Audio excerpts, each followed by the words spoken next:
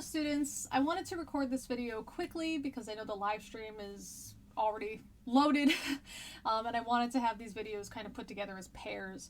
But I will say that my body is not feeling the best, and when that happens I start to lose some words, so I do apologize for that in advance. I tried recording this several times and unfortunately I keep flubbing some stuff up, and so having to sit here even longer is making it worse, so we're just going to go ahead and get through this.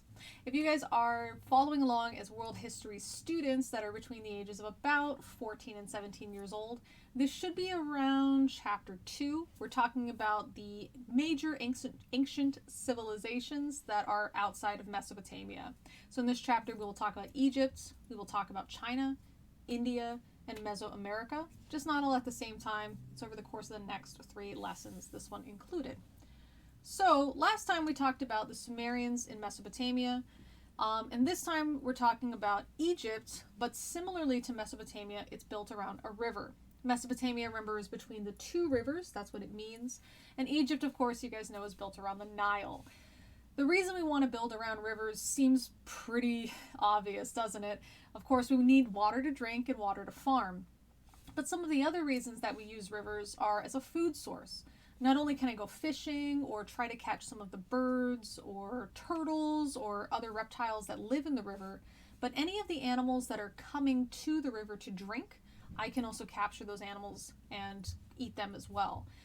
There's also animals that I have for animal agriculture, and now I can use this instead of putting water onto my plant agriculture. I can bring my animal agriculture to the water. The other reason that I want to use this is to keep stuff clean. I can clean my clothing, I can clean dishes, I can clean my body. And another reason that we like this is just for fun too, right? We want to go swim around, cool off, some of those reasons. There can be religious ceremonies and things in the river as well. And finally, transportation. Transportation is a big deal, especially in the ancient world and rivers. So we're going to go ahead and build around rivers pretty much for most of the early civilizations that we're going to talk about. The Nile is not one river, it's actually 2 rivers that join into one. Now I know on a map we have north pointing up, and for some reason that kind of confuses some people, not just teenagers but even adults, that are misunderstanding that north means up or uphill. North just means towards the North Pole on the globe, that's it. So north can be downhill from where I'm at, north can be uphill from where I'm at, north can be just flat from where I'm at. In this case, in this southern region, this is where both of these rivers start, the White Nile and the Blue Nile, and they flow downhill also northward and into the Mediterranean Sea that's at the north part of Africa. Why is it the White Nile? Is the water white? Well, sort of. If you guys have ever seen something like this, which is whitewater rapids, this is white water, isn't it? And if you can think about this area, perhaps it's also rapidy, and yes it is. There's also a lot of things called cataracts, which is a type of waterfall. So there's waterfalls that are here as well. This is going to be sort of a big deal later on. You probably have also heard of the Nile River Delta up at the very, very, very end of the river. Where the river starts is the source or origin of the river, but we call it the river source. Where the river ends, we call it the river mouth. Now you can kind of remember source and mouth, which one is which.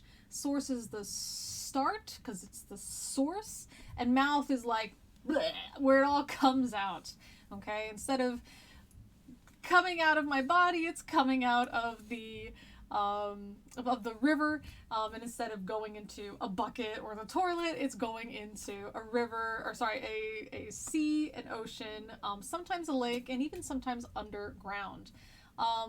The reason that I made that so disgusting is so you can remember it. Sometimes it helps to remember things in a very silly or gross way that'll help stick it into your memory.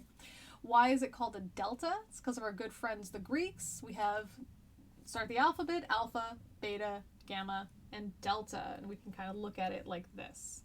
But why does this even happen? I mean, isn't the river just kind of together? Why does it suddenly branch off like this? Well, when we have a river that's flowing at a certain speed And then we have a big body of water that is not flowing at that speed. In fact, sometimes it might even be going up against the current of the river. When the river hits that big body of water, it slows down and spreads out. Okay, so that's why we end up with this. And you can see around it, it's quite green, whereas the rest of it is quite brown, which you guys probably know is a desert. So why does this happen? So what I said earlier about the white water in the White Nile, that's going to be important for us with Upper Egypt and Lower Egypt. Lower Egypt is in the north, but remember it's the lower land. Upper Egypt is in the south, but it is the upper land. Try not to think about it as a map. Try to think about it as if you lived here, maybe in the middle of the two. If you look one way, you're going to see a bunch of mountains. That's the upper land. And you look the other way, it just kind of goes downhill and flattens out. That's the lower land, and that's how you're going to name it. You're not going to be thinking, yes, where is Africa in relation to the North Pole? And, we'll name it based on that. And north and upper is upland, lower is lowland. That's how we're thinking about it. Upper Egypt was pretty hard to get to from Lower Egypt and vice versa using the river system. Again, that white water is going to make it pretty difficult to navigate. Imagine being in a wooden boat and trying to navigate up and down all of these really major waterfalls. It's not going to be very easy. That means for things like invasions, trade, anything like that, you're going to mostly use foot travel, okay? That being said, we saw that green area around the deltas here. We know that's farming, green land. Why does that happen? You guys have probably heard of this word before, silt. Now, silt, that's just kind of a word you hear in class, and yeah, the Nile River has silt. Silt is good for farming, and you just say, okay, teacher, and that's it. But why is it good for farming? How does it get there? Why is it there just because it's next to a river? So one of the ways the silt gets onto the land is through this yearly flooding, okay?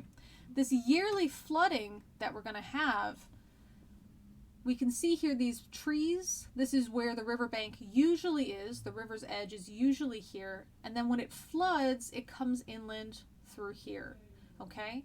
And then once we lose that and the river goes back to normal, we can start planting the fields in around November. Now, what is going on in the Northern Hemisphere in about June? That's when we get the start of summer, okay? So remember, these rivers start in mountains. These mountains have snow and ice. Yes, even in Africa. Yes, even near the equator, okay? So when that snow starts to melt, the river's going to swell up, and that's why we get that in there. So what does that have to do with the silt?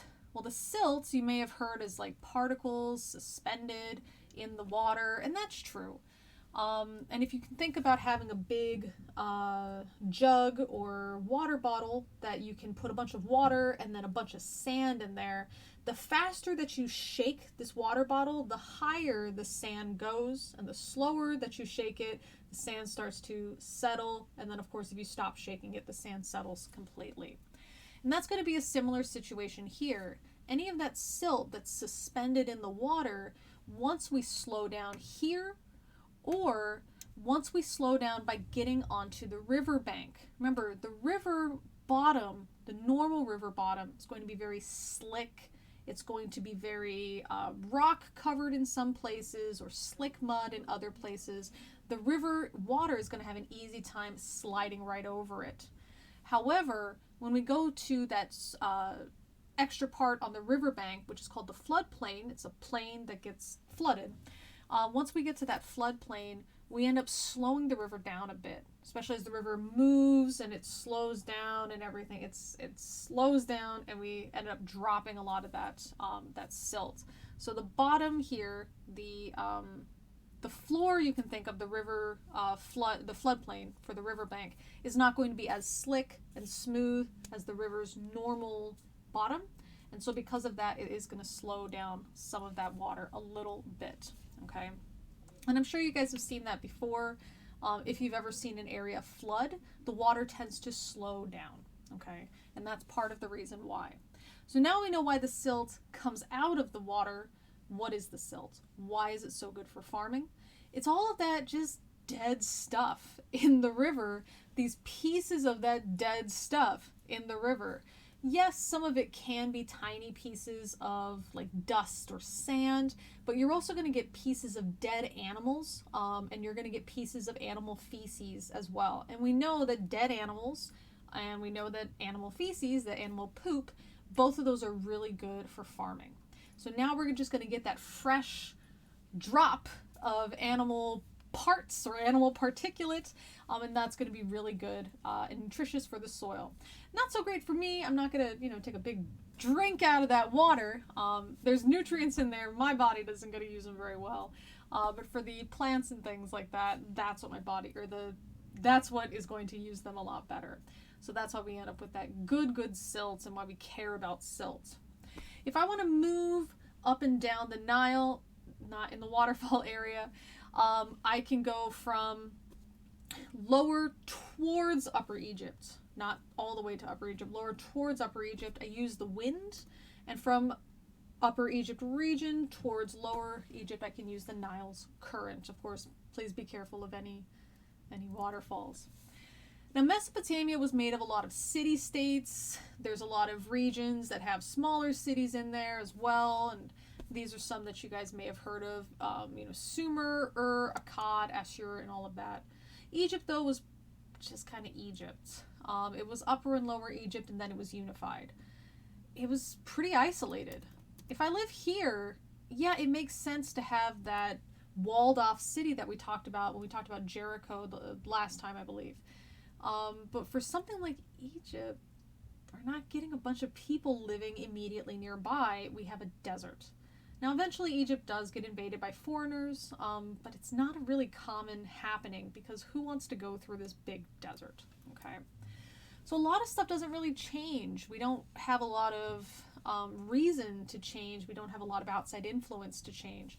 A lot of farming stays the same, clothing, building styles, a lot of that just kind of remains the same.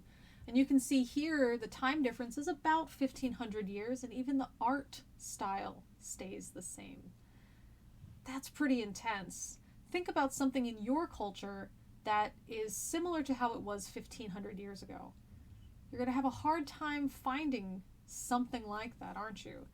Yeah, we have written communication, people wrote letters, but now more people can read, right? More people can write.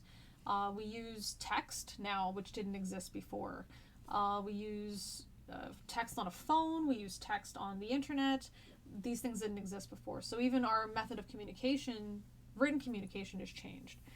So it's pretty odd to think about that. Also, what I find interesting here is that Pharaoh Menes and Pharaoh Pepi II were male, Pharaoh Hatshepsut was female.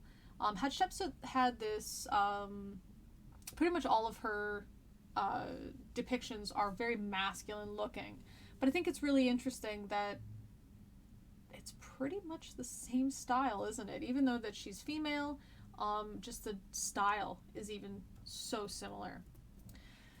In Egypt, there wasn't really a separate word for religion. If I want my clothes to be clean, I wash them. And if I want the Nile to flood, I gotta go give some kind of offering to the gods. It's just part of our everyday life, okay? That's just sort of how things were. The Egyptian gods were many, so that's why we call them polytheists. You guys probably are familiar with some of the Egyptian gods here. Which one's your favorite? You can post it in the comment section below if you so desire. Now, the pharaoh was also related to the gods. The pharaoh was either the son of Ra or Ra himself in human form. That's a pretty big responsibility, if you ask me. Ra is going to be the god of the sun, okay? And that comes up a little bit later. As far as Egyptian society, as I mentioned, there was an Upper and Lower Egypt, and then they ended up meshing together. And so we end up with these crowns, which are pretty cool. The upper crown and lower crown, as far as I know, we have not found them in archaeology. We know they existed because of their depictions, but we haven't really found a crown from that time period, which is unfortunate. Perhaps they were just made of stuff that doesn't preserve very well. Or perhaps they were passed on so much and just not buried with the kings. We're not really sure. I, by the way, think it's really cool they just put them together. And they work really well together, don't they?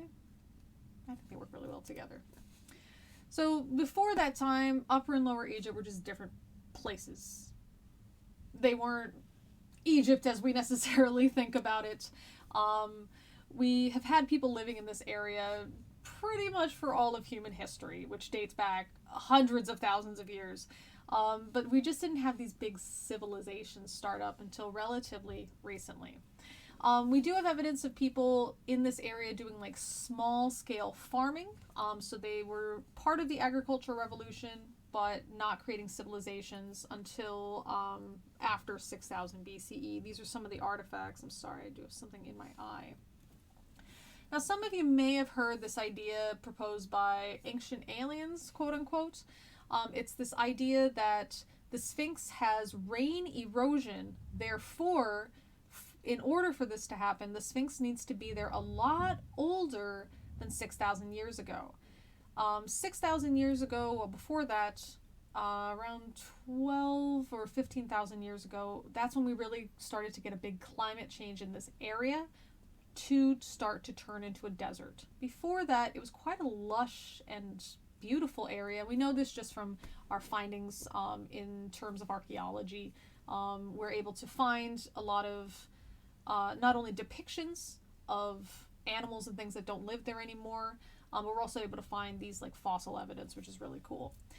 But that being said, so some people think that the Sphinx must have been built during that lush, green, rainy time because the Sphinx has water erosion on it. And that is not the case. So the reason that we can say that is because, number one, we know that the Nile River was closer to the pyramids and the Sphinx than it is today.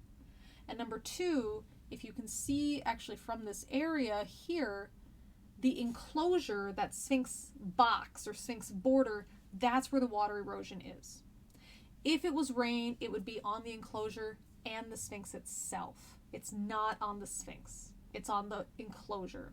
This means that in that yearly flooding of the then closer Nile, we're going to get some of that water spilling into this Sphinx enclosure, which probably was pretty intentional. You know, you can kind of imagine how cool that would look, right? With the Sphinx, part of the Sphinx sticking out of the water. Just a pretty cool design.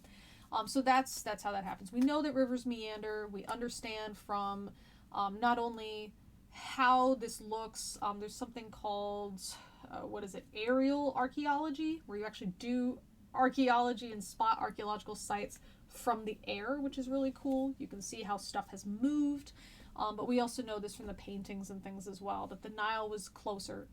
Rivers will move. It's called meandering. So rivers meander, their shapes change over time, and we already knew that the Nile River floods yearly, and again, this is only on the enclosure, okay? Might we find that the Sphinx is super, super, super, super old? Maybe. But at this time, there's no reason to think so. Okay, the evidence just doesn't support that. So Pharaoh Menes is going to be the one who unites Upper and Lower Egypt into Egypt, singular. And I really like this image because this is just such a powerful image. First of all, we've got like his musculature. You can see that in his calves. You can see it in his forearms. And this guy is about to have a bad day, isn't he? You would think from like this hair holding kind of position that he's maybe gonna slice this guy's neck, but instead he's holding a mace. He's gonna bludgeon this dude. That is not a good look. Not a good look. So it kind of lets you know just how powerful, maybe violent, how we should fear the pharaoh, if not respect the pharaoh. I guess it's one thing to, think about it. How would you like to go? You know, if you had a choice. Somebody slicing your head off in one swipe, or somebody beating the side of your face until you die. I mean, there's a reason that they put this instead of like a big knife, okay? For those that are not familiar with the word dynasty, it is a type of monarchy, which means one leader, a king or a queen, for example, except it's over time. So that way, instead of it's just me as the king or queen, it's me and my kid and my grandkid and the great-grandkid and all of that through time. So that's the dynasty. It's a monarchy stream or a monarchy bloodline. You can think about it that way, through time. We're going to have different kingdoms. So there is an Upper Egypt and a Lower Egypt physically.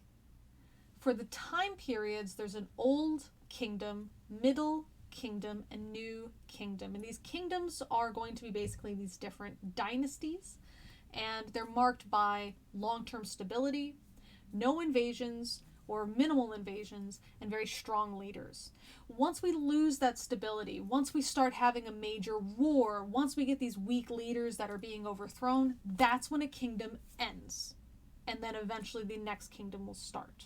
Okay, so I just want you guys to remember this term in this case means time period, not physical kingdom. Okay. So the Old Kingdom, again, starts from Pharaoh Menes, and it lasts for about 500 years. Now, of course, each pharaoh has 100% power, but civilizations have a lot of people. This is not like a tribe with one leader and maybe 50 like individuals to control. This is somebody who's got to deal with thousands and thousands of people. Because of that, the pharaoh doesn't have time in their day to collect taxes from each person or to go to each job site to make sure everyone's following the rules for this particular job. And so now the pharaoh needs to create helpers to do that on his or her behalf. Okay? And these helpers become bureaucracy. Now, you may have heard some negative things about bureaucracy, and there definitely are, but basically what a bureaucracy is exactly what we said. The leader just physically can't do everything. We need someone to do those things on behalf of the leader. That's the bureaucracy. And so now we have this group of administrators, basically. They're special people. They're separate from the rest of society. They have a different social class. Some of them have different rules, and some of them make rules. As for the pharaohs, because they are gods, and especially the representative of the sun god, after they die, it's a pretty tense time period. Because after they die, is the sun going to return? That's the fear, okay? We want to make sure to keep their body. Not only do you need your soul, but you need your body to continue on after death. The Egyptian type of afterlife is not something you may have heard of before. A lot of the afterlife stuff that we have tends to be pretty heavily influenced by some of the major world religions. This can be a concept of like a positive afterlife for people who follow the gods well, or a negative afterlife for people who do things against the gods' will, or it can be something like reincarnation. And that's not anything that the Egyptians had believed. You either continued to live in the afterlife or you did not. That's it.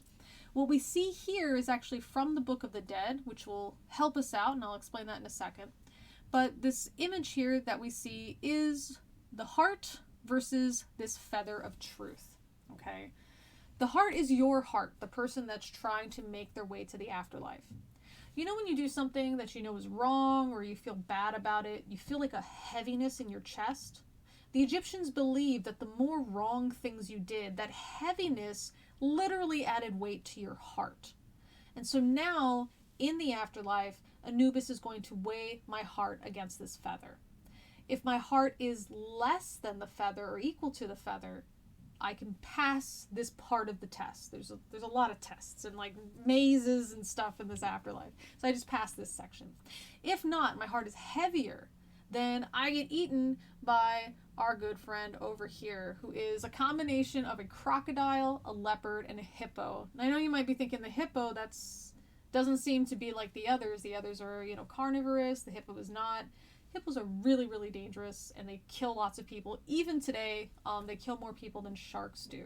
They're quite fast, surprisingly fast on land as well. So do not get into a hippo's way. So this guy's going to eat you. And when you're eaten, it's over. That's just it. There's a lot of ways for it to be over in this afterlife quest, basically. You could take maybe the wrong turn, fall into chasms, not pass tests the right way, not say certain passphrases. And so that's what the Book of the Dead was for. It was for the soul to navigate this final test and make its way to the afterlife. One interesting thing maybe you've heard of is this concept of a Catholic indulgence. So in the Catholic version of the Christian religion, if you are doing something wrong and you need to atone for your sin, you're given a set number of prayers that you have to do to atone for your sin.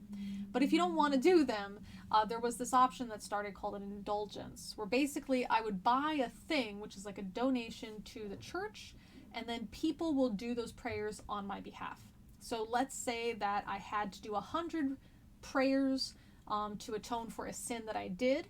Instead, I would buy something that money would go to the church, and then maybe 10 people in the church would each say 10 of those prayers on my behalf. That adds up to 100, and now my sin has been atoned for. That concept actually didn't start with Catholicism. It actually has origins here, where if I did something wrong in my life and I had that heaviness of heart, I could go to the priest and buy this icon, or this idol, sorry. And when I was able to go to the afterlife, or on my afterlife journey, I would start stacking some of those icons or idols next to the feather. And so now it's not just the feather my heart is weighed against, it's the feather plus the other things that I purchased in my life. So it's kind of an interesting concept. So again, we want their bodies. Their bodies need to be living in the afterlife as well. And that's why we mummify the leaders. Now, there's a lot of understanding on how this process likely happened, but the exact recipe we don't have. And I kind of like the fact it's called a recipe, because you're really making human jerky, aren't you? You know, there's a recipe to make beef jerky, there's a recipe to make human jerky. So I do like that we call it a recipe. We do have an understanding of some of the tools that they used. They did remove the organs and they preserved those, so we have these understandings of that.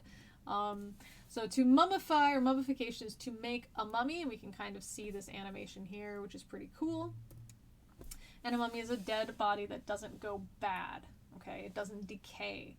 And I know that you guys understand that, but I want you to understand this as a very general concept, as opposed to intentional mummification. Mummies can happen accidentally, including dry mummies. There's a lot of different types of mummies.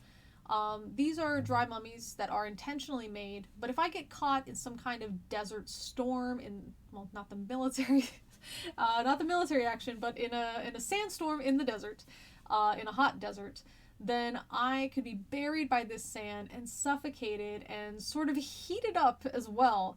And if someone were to find my body later on, it would be mummified. Okay, I wouldn't go bad. What makes a body go bad? There's bacteria that can eat it, animals that can eat it, and the bacteria need oxygen. So if we can get rid of those factors, then we're able to go ahead and create a mummy. Okay. So there's a lot of different kinds of mummies, such as a bog mummy. You guys may have seen this mummy. A bog mummy has a very specific appearance, and you can kind of see it here. But if we go check it out, bog mummy. Oops, I know I misspelled it, but that's okay. We end up with,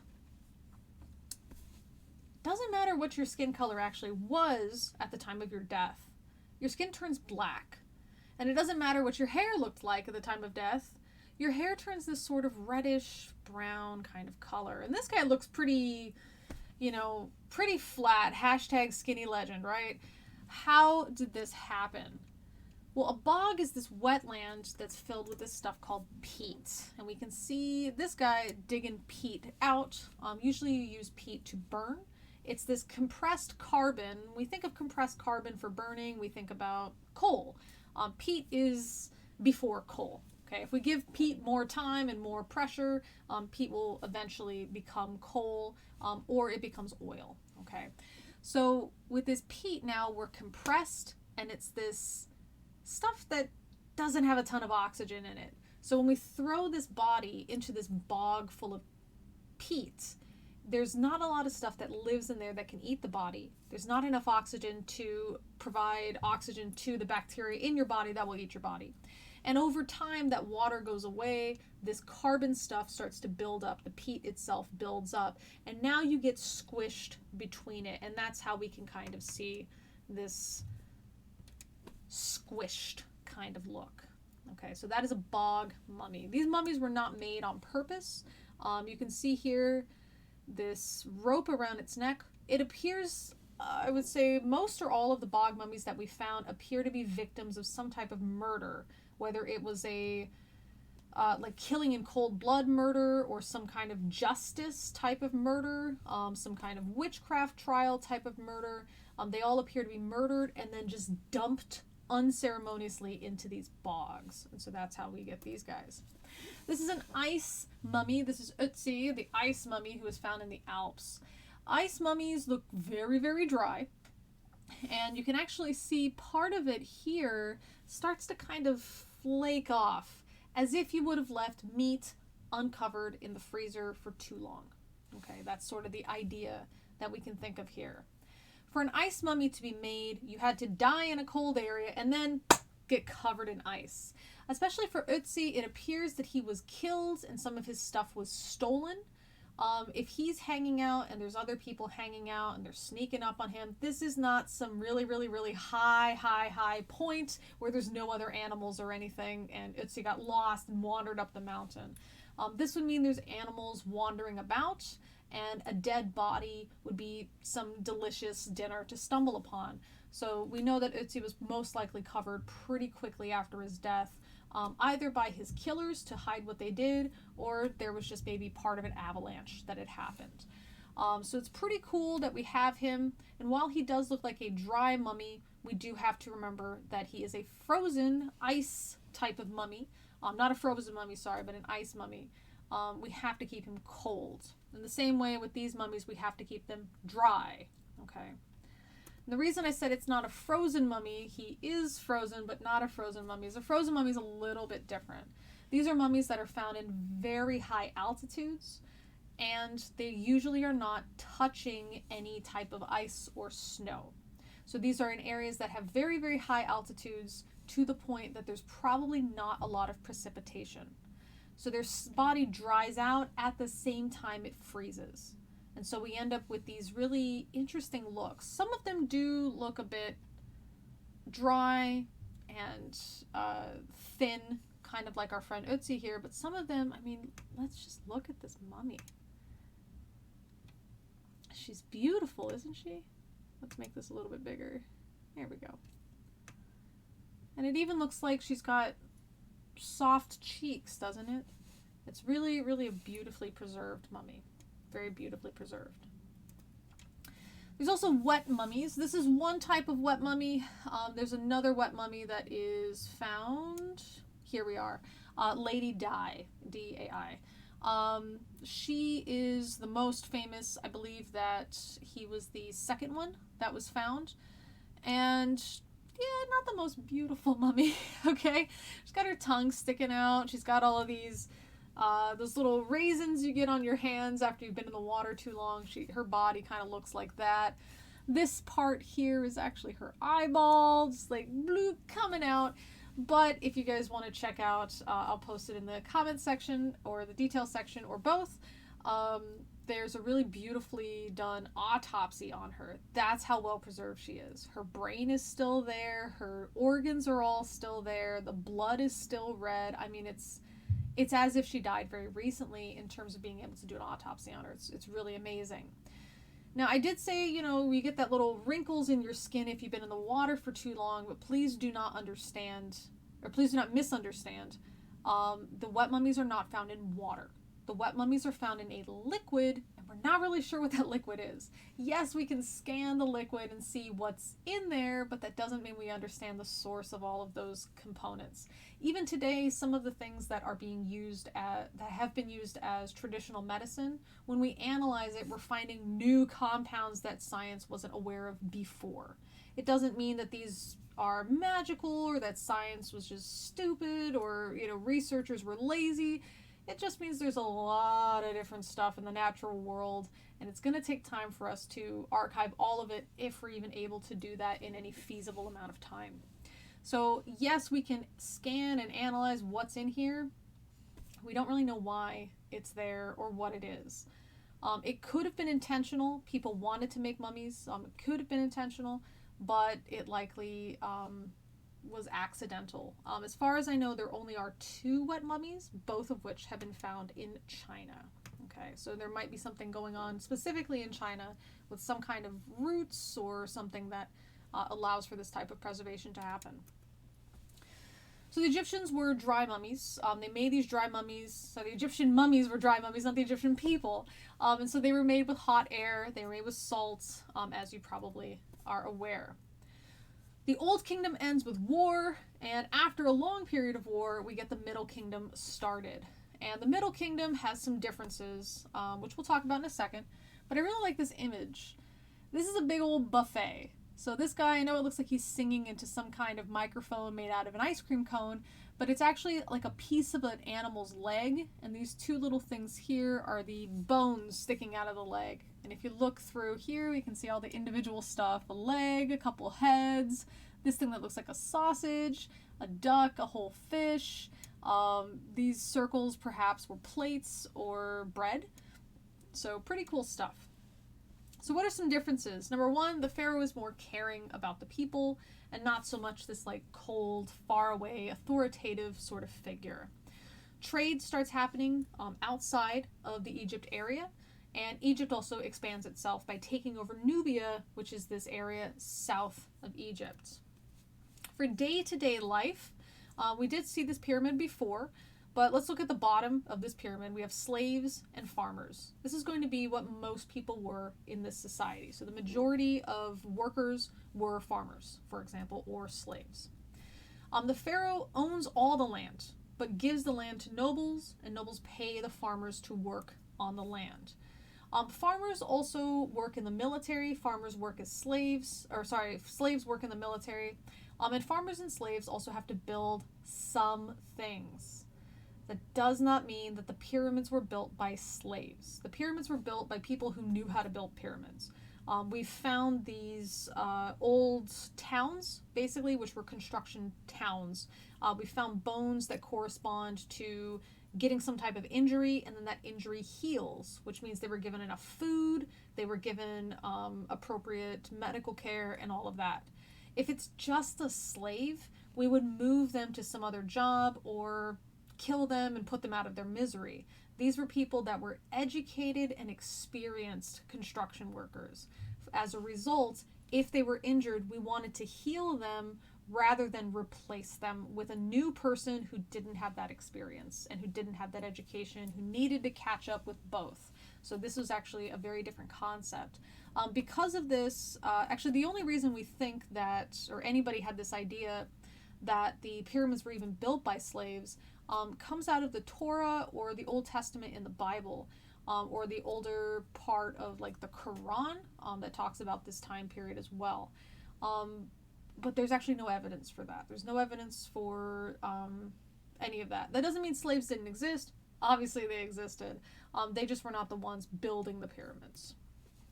So for other people, the marriages were typically arranged, and that would be happening around when you're about 12 or 14, depending on your gender, or sex, I should say. So how many of you are not 12? You're older than 12. Can you imagine, for those of you that are teenagers watching this, imagine being married at that time? That's, are you prepared to be married and a parent right now? So even some of you that might be in your 20s might still be saying no. Husbands are the leaders of the house, and they tend to want sons more than they wanted daughters, but other than that, Egypt was pretty high up there for gender equality. Women had all kinds of everyday abilities. They could make money, they could own their own businesses, they could own property, inherit property, they can choose to get married or not, they can choose to split up or not. So they had a lot of the same type of freedoms that were enjoyed by people much later.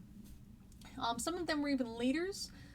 Pharaoh Nefertiti, who would later be known as Smenkhare, and isn't sure, like Smenkhare in the record is not like male or female specific, so it's kind of an interesting concept. Pharaoh Hatshepsut that we talked about, and I did mention she would be depicted very masculinely. We can see here with her false beard, the pharaoh's false beard. And also Pharaoh Cleopatra VII. Yes, there were 6 other Cleopatras before her, and she was not Egyptian but Macedonian, but in charge of Egypt. So this kind of shows the same sort of thinking, and also kind of explains why she was able to lead so well, and we'll talk about her much later. So what did the Egyptians invent? Hieroglyphics, right? This little guy here, we actually didn't talk about this in the live stream. You'll find this pretty frequently in Egyptian carvings, Egyptian reliefs. These are a lotus flower that it turns out have some interesting drug properties. And so these were tended to be associated with a lot of religious experiences. And actually, we'll talk more about this later, but there's a lot of drug related experiences with religion and how a lot of religious rituals and things had to do with drugs. So it's kind of an interesting concept. Hieroglyphics are something called a logogram. So they're not these phonetic things like the alphabet or Hangul, for example. They don't represent a sound, they represent a concept. Of course, there is a sound associated with them. You want to pronounce them a certain way. But these are going to be more similar to something like Chinese writing as opposed to English or Korean, for example. If you're interested in Plate 1 of the Book of the Dead, it has been translated. You can read the Book of the Dead. People have translated it before. Try to think if you maybe would be able to pass all these tests. You can use some of the sounds to kind of write your name. Give it a try if you are so inclined and you have nothing else to do today. We were also able to calculate a calendar, make a calendar with 365 days due to their understanding of astronomy, not just of the sun and the moon, but also this star called Sirius. Maybe you guys have heard of this phrase, the dog days of summer. Some people think that phrase means, oh, it's so hot that you're panting like a dog. And that's actually not what it means. It has nothing to do with dogs exactly. Sirius is also called the dog star. And so when this was translated later on out of Egyptian into other languages, they called it the dog star. The dog days of summer have to do with a certain time period in summer, like the longest point in summer. We might call that something else today and relate it to the sun, like summer solstice, and that's how we know that things are changing. And due to, or changing into the next season, I should say, and due to this wobble called precession, we end up with Sirius being most visible in the sky, not corresponding to the hottest days of summer. But just kind of an interesting thing for you. Of course, they're probably most famous for their pyramids and their other types of buildings. Remember, pyramids are made because they're really stable. Even if you take a bunch of dirt and sand and you just kind of let it fall into the most stable formation, it's going to make a type of pyramid.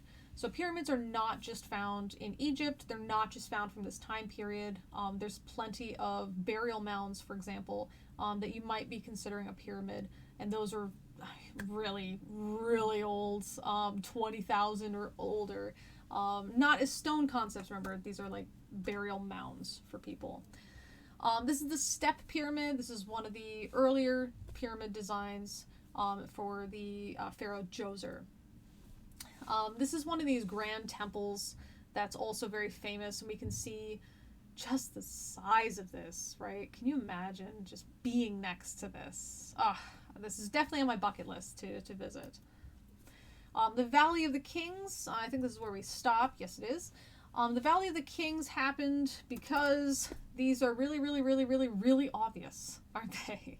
If I want to go rob something, I know exactly where to go. Now, some of you may have heard, there's no evidence that the pyramids were ever used to bury pharaohs. There's no sarcophagus, and that's just false. Not only were the pyramids written down and described, like they're documented from that time period to be used, but typically you're not going to have somebody buried here. There's actually a chamber underneath that the pyramid is going to or that the bodies and stuff are going to be contained in. So most of that's going to be underneath. In terms of any type of decoration, over time, especially if I'm walking through and I'm like touching it or scraping it on purpose, I can get rid of some of the paintings as well. So some of the reason, if you ever happen to be able to go inside of a pyramid, an Egyptian pyramid, and you just think, where could the pharaoh have been? You're not in that part of the pyramid. This is like a part that you're not accessing. It's below the pyramid.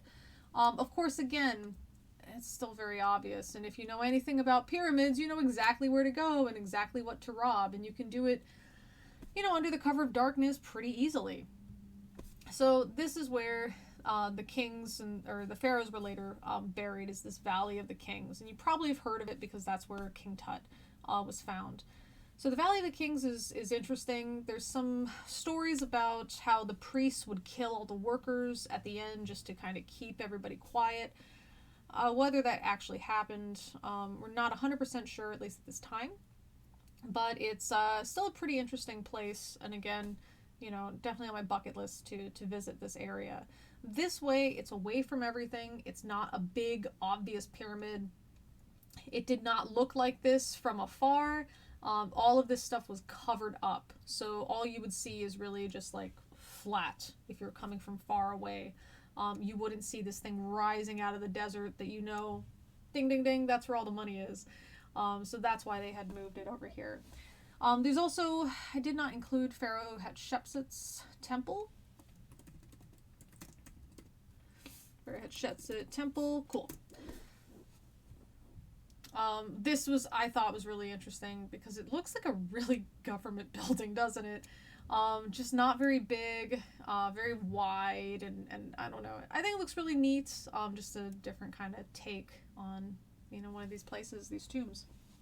Anyway, if you guys have questions, please post them in the comments section below. I hope this was easy enough to follow, and I will talk to you guys next time. See you later.